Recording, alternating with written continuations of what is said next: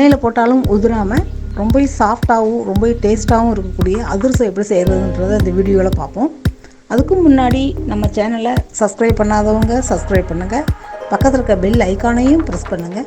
அப்போ தான் நாங்கள் போடக்கூடிய வீடியோஸ்லாம் உங்களுக்கு உடனே வந்து சேரும். இன்றைக்கி அதிரசம் செய்கிறதுக்கு நான் ஒரு 3 டம்ளரில் பச்சரிசி எடுத்திருக்கேன். 3 டம்ளர் அப்படின்னா ஒரு 300 கிராம் அளவு இருக்கும் இந்த அரிசி. இதை நான் இப்போ தண்ணியை ஊற்றி ஒரு 2 தடவை கழுவிட்டு அதுக்கப்புறம் ஊற வைக்கலாம். ஊற வைக்கிறதுமே ஒரு 3 மணி நேரமாவது ஊறணும் இந்த அரிசி.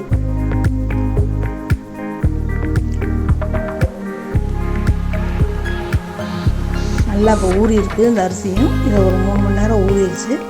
ஊறினதுக்கப்புறமும் இதை இப்போ நல்லா தண்ணியை பூரா இருத்துடணும்.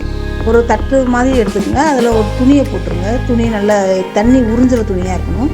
அதில் தண்ணியை பூரா இருத்துட்டு இந்த அரிசியை போட்டுருவோம். போட்டு நிழல் காய்ச்சலே காய வைக்கணும். வெயிலில் காய வச்சோம்னா மாவு மாதிரி ஆயிடும், ரொம்ப வர மாவு மாதிரி இருக்கும். அப்படி இருந்தால் உங்களுக்கு அதிரசம் வராது. இப்படி நிழல் காய்ச்சலே காய வைங்க. அந்த தண்ணி அந்த துணியிலேயே அந்த எண்ணெய் தண்ணி பூரா உங்களுக்கு இஞ்சிக்கும். இப்படி நிழல் காய்ச்சலே காஞ்சி அரிசி நல்லா காஞ்சிருக்குனாலும் லேசாக ஈரப்பதம் இருந்தாலும் இப்படி ஒன்றோட ஒன்று ஒட்டாமல் இருக்கும். இந்த அளவுக்கு இருக்கணும். இப்படி இருந்தால் தான் உங்களுக்கு அதிரசம் வரும், இல்லாட்டி உதிர்ந்து போயிடும். இப்போ இந்த அரிசியை நான் இப்போ மிக்சியில் போட்டு மாவு மாதிரி அரைச்சிக்கிறேன். இந்த அதிரசத்துக்கு நம்ம மாவு அரைக்கிறதும் பாவு பதம் சேர்க்குறதும் தான் ரொம்ப முக்கியம். இப்போ அரைச்சிட்டு இந்த இதை இப்போ நான் சலித்து எடுத்துக்குவோம். மாவுமே ரொம்ப நைஸாலாம் இருக்கணும்லாம் அவசியம் இல்லை. 1-2 பருவருன்னு இருந்தாலும் ஓகே தான்.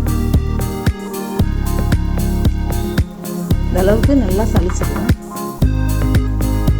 இப்போ இந்த சலித்த மாவை பார்த்தாலுமே ரொம்பவும் இப்போ இந்த நைஸாலாம் இல்லை, ஓரளவு கொஞ்சம் 1-2 பருவருன்னு தான் இருக்குது. இருந்தாலும் நல்லா வரும் அதிரசம். இப்போ வெல்லம் பாகு காய்ச்சுவோம். பாகு காய்ச்சறதுக்கு உங்களுக்கு சரி வெல்லம்லாம் எடுக்க வேணாம். ஒரு 300 கிராம் அரிசி அப்படின்னா ஒரு 200 கிராம் வெல்லம் எடுத்திருக்கேன். தண்ணியுமே ரொம்ப ஊற்றக்கூடாது, அள்ளி தெளிக்கிற மாதிரி தான் இருக்கணும். ஒரு 1/4 டம்ளரை விட கொஞ்சம் கம்மியாகவே தண்ணி ஊற்றுங்க. ஏன்னா ஸ்லோலேயே வச்சு தான் அந்த பாகு காய்ச்சணும்.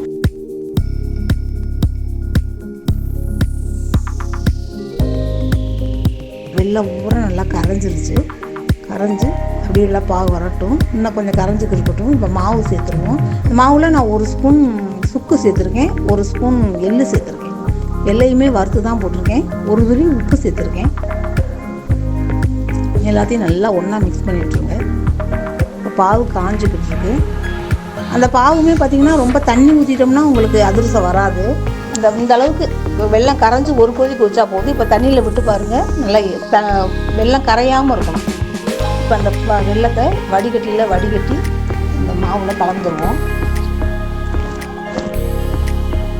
வெல்லம் மட்டும் முருகாமல் காய்ச்சணும். அதுதான் இந்த அதிரசத்துக்கே மெயினாக உள்ளது. இதை பூரா இப்போ நல்லா அப்படியே எல்லாத்தையும் ஒன்றா மிக்ஸ் பண்ணி விட்டுருவோம். பார்க்க கொஞ்சம் கொலகொலன்னு தான் தெரியும். நமக்கு ஒரு நாள் ஊற வச்சோம்னா இந்த மாவெல்லாம் நல்லா இதாகி உங்களுக்கு கெட்டி ஆகிடும் மாவு. பாருங்கள், பார்க்க கொஞ்சம் கொலகொலன்னு தான் இருக்குது. இப்போ இது நைட்டு இதை பிணைஞ்சி வச்சுருக்கோம் அப்படின்னா மறுநாள் நைட்டு சுடையில் ஒரு நாளே போதும் அதிரசம். இந்த மாவு இப்போ கொலன்னு தான் இருக்குது. இதை அப்படியே எடுத்து வச்சுருவோம். இதை மறுநாள் காமிக்கிறேன் அது எப்படி இருக்குன்னு பாருங்கள். இந்த மாவு இப்போ மறுநாள் பார்த்தோம்னா இந்த மாவை பாருங்கள், இப்போ தொட்டு பார்த்தாலே கை உள்ளே போகாது, அந்தளவுக்கு நல்லா கெட்டியாகிடும். இந்த மாவு பூரா நல்லா ஊறி நல்லா இருக்கும். இப்போ இதில் 1 ஸ்பூன் ஆயில் விட்டு எல்லாத்தையும் நல்லா ஒன்றா பிசைஞ்சுக்கணும்.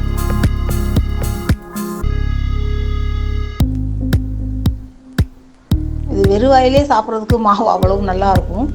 நல்லா இந்த மாவு பூரா நல்லா எண்ணெயை தொட்டு லேசாக அப்படியே சின்ன உருண்டையாக உங்களுக்கு எவ்வளோ அளவு தேவையோ அந்த அளவுக்கு எண்ணெயை தொட்டு எடுத்து வச்சுருங்க. நான் இப்போ ஒரு கவர் தான் எடுத்து வச்சுருக்கேன். உங்களுக்கு வாழை இலை இருந்தால் கூட அதில் கூட தட்டிக்கலாம்.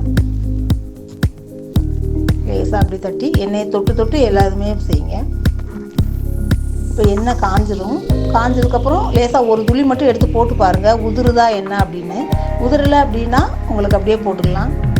இல்லை இந்த அளவுக்கு நம்ம பக்குவமாக பிணைஞ்சாலே அதிரசம் உதிராது, நல்லா வரும். நல்லா வருது இப்போ அதிரசமும். இப்போ அடுத்து நம்ம அதிரசத்தை போட்டுருவோம். அடுப்பு எப்போவுமே ஃபுல்லாகவே வைக்க வேணாம். அதிரசத்துக்கு மட்டும் வச்சோம்னா ரொம்ப தீஞ்ச மாதிரி இருக்கும், உள்ளே நமக்கு வேகாது. சிம்மிலே வச்சு தான் செய்யணும். அதிரசம் உதிராமல் நல்லா பந்து போல் வருது, பார்க்கவே ரொம்ப நல்லாயிருக்கும். அதிரசம் மேலே வரவுமே திருப்பி விட்டுருங்க. கீழே வெந்தால் தான் நல்லா மேலே புசுன்னு வரும். அது அதிரசம் பார்க்கவே ரொம்ப நல்லாயிருக்கும். இன்னொரு அதிரசமும் போடணும். தண்ணியே தொடக்கூடாது, எல்லாத்துலேயுமே எண்ணெய் மட்டும்தான் தொடரும். அப்படியே போட்டுருவோம்.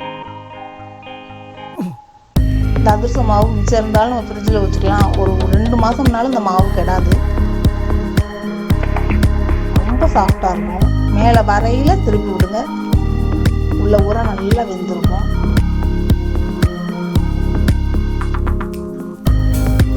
ரொம்ப அருமையாக இருக்கும். நாள் ஆக அதிரசமே ரொம்ப கொழு கொழுன்னு இருக்கும். சாப்பிட்றதுக்கு ரொம்ப டேஸ்ட்டாக இருக்கும். ரொம்ப டேஸ்ட்டான அந்த அதிரசத்தை நீங்களும் ட்ரை பண்ணி பாருங்கள். எப்படி இருக்குன்னு சொல்லுங்கள்.